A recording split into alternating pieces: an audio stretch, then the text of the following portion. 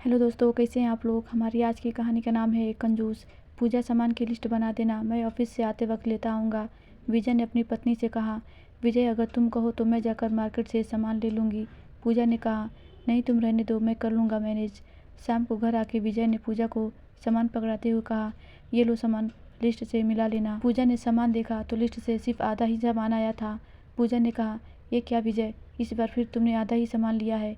आधा नहीं, ज़रूरी सामान, बाकी बेकार की चीज़ हटा दी मैंने। तुम्हें तो मैनेज करना नहीं आता। विजय ने कहा, लेकिन विजय, उसमें माँ जी और बच्चों के पसंद की भी चीज़ें थीं।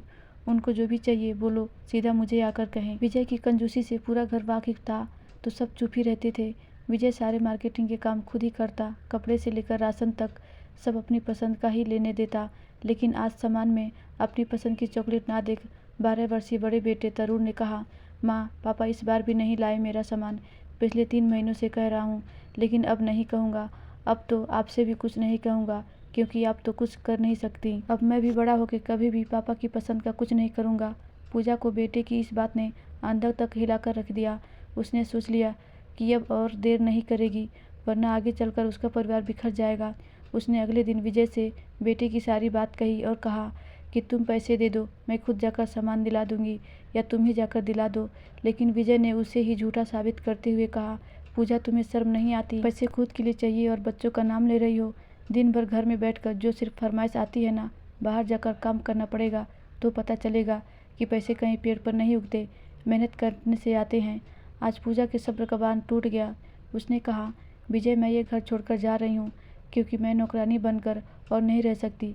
जिस घर में अपनी पसंद का खाना और कपड़ा नसीब ना हो, वहाँ रहकर क्या फ़ायदा। अगर तुमको मुझ पर विश्वास ही नहीं तो कोई मतलब ही नहीं बनता मेरा यहाँ रुकने का। जब तुमको ये सब कुछ खुद से करना है तो घर के बाकी बचे काम भी तुम खुद ही करो। तुम्हें ये लगता है कि मैं दिन भर घर में बैठी रहती हूँ, तुम्हारे पैसे लुटाती हूँ, पैसों के लिए झूठ बोलती हूँ। तुम्हारे हिसाब से घर में कोई काम नहीं। मैं पैसों का महत्व नहीं समझती तो ठीक है, आज से बल्कि अभी से इस घर के गृहलक्ष्मी भी तुम, गृहस्वामी भी तुम, और करो बचत, संभालो अपना घर, बच्चे और अपनी माँ भी। अब मैं तभी लौटकर इस घर में आऊँगी जब मुझे पूरे गृहिणी के अधिकार प्राप्त होंगे। शाम को जब विजय ऑफिस से लौटा, घर पूरा अस्त व्यस्त था। उससे उम्मीद भी नहीं थी कि पूजा सच में ऐसा कदम उठाएगी। गुस्से में उसने भी पूजा को फ़ोन नहीं किया। काम करते करते मन ही मन बुदबुदाने लगा, तुमको क्या लगता है कि तुम्हारे बिना मेरा काम नहीं चलेगा? मैं चला कर दिखाऊंगा। उस दिन उसने खुद घर के सारे काम किए, क्योंकि दोनों बेटों को कुछ आता नहीं था और माँ से कुछ भी हो नहीं पाता था। अगले दिन रविवार था। उसने इधर उधर बात करके दोस्तों से एक काम वाली की व्यवस्था की, लेकिन उसने भी विजय की शर्तों पर काम करने से मना कर दिया। एक दूसरी काम वाली बाई उसने ढूंढी। पहले दिन ही उसके हाथ का खाना खाते माँ ने विजय से कहा, बेटा इसमें तो तेल ज़्यादा और स्वाद भी नहीं है। विजय ने गुस्से में देखा तो सब बिना खाए ही उठकर चुपचाप चले गए। विजय ने जैसे ही खाना चखा उसको लगा उल्टी हो जाएगी। उसने भी खाना छोड़ दिया।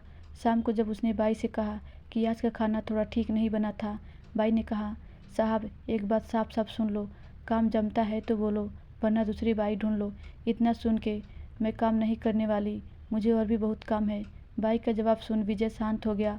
काम वाली ने उसके लाए हुए सामान को 1 हफ्ते में ख़त्म कर दिया और विजय से कहा, साहब सामान लाओगे तो ही कल किचन में खाना बन पाएगा, पूरा राशन खाली है। विजय ने अपना हाथ सिर पर रखते हुए कहा, क्या इतनी जल्दी? जल्दी कहाँ साहब, मैंने तो माँ जी को बताया था। अम्मा जी की गलती, उन्होंने आपको नहीं बोला तो। और इतना थोड़ा थोड़ा सामान परिवार वाले घर में कौन रखता है?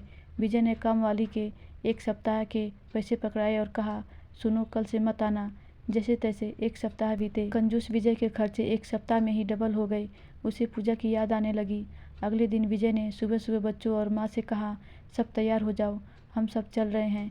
लेकिन कहाँ किसी के पूछने की हिम्मत नहीं हुई। सब कार में बैठे। विजय ने कार ले जाकर पूजा के मायके रोक दी।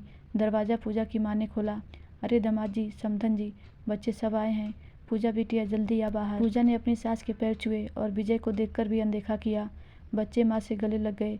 तभी पूजा की माँ ने कहा, समधा जी बहुत अच्छा किया, पूजा को भेजकर हमारा भी मन लग गया।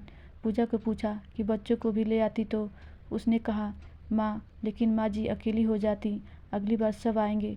पूजा जा बेटा, चाय नाश्ता तो बना दे। विजय ने कहा, बाबूजी मुझे वॉशरूम जाना था, अभी आता हूँ, कह के चुपके से दबे पाँव किचन में जाकर पूजा को पीछे कमर से पकड़कर कहा, पूजा मुझे माफ़ कर दो प्लीज़, अपने घर चलो, वो घर तुम्हारे बिना अधूरा है। मुझे मेरी गलती समझ आ गई है, अब तुम्हारे काम तुम ही करोगी। किसी ने सच ही कहा है, बिना गृहिणी घर भूत के डेरा। यहाँ सब क्या सोच रहे होंगे मेरे बारे में। इतने में पूजा मुस्कुरा पड़ी। यहाँ किसी को कुछ पता नहीं। भाभी को मायके जाना था, उनकी माँ बीमार थी और भाई को ऑफिस के काम से 1 सप्ताह के लिए बाहर जाना था, तो माँ ने मुझे फ़ोन करके कुछ दिनों के लिए बुलाया कि मैं आ जाऊँ उनकी मदद के लिए। उनकी तबीयत नहीं ठीक थी। मैंने भी मौके का फ़ायदा उठाया तुम्हारी गलती का एहसास कराने के लिए, क्योंकि उस दिन तरुण की बातों ने मुझे झकझोर कर रख दिया, इसलिए मुझे ये कदम उठाना पड़ा। अच्छा, अब तुम जल्दी जाकर अपना सामान पैक करो, मैं अब और तुम्हारे बिना नहीं रह सकता। आज से तुम ही पूर्ण रूप से उस घर की गृहलक्ष्मी हो। पूरे रास्ते बच्चे पूजा को बाइयों के काम और विजय की बातें बताते और हंसते रहे। सब ने एक साथ मिलकर अपनी अपनी पसंद का रात का खाना होटल में खाया। रास्ते में जैसे ही विजय ने कहा, बच्चों अब हम आइसक्रीम भी खाने वाले हैं, बच्चे खुशी से चीख पड़े। ये पूजा बच्चों और सास के चेहरे पर खुशी देखकर खुश थी। घर पहुंचकर पूजा ने सब कुछ सही ढंग से रखा। तभी विजय ने पूजा के हाथ पर पैसे और डेबिट कार्ड रखते हुए कहा, ये लीजिए मेरी अर्धांगिनी, इस घर की गृहलक्ष्मी जी, जो समझ आए कीजिए, अपना घर अब संभालिए।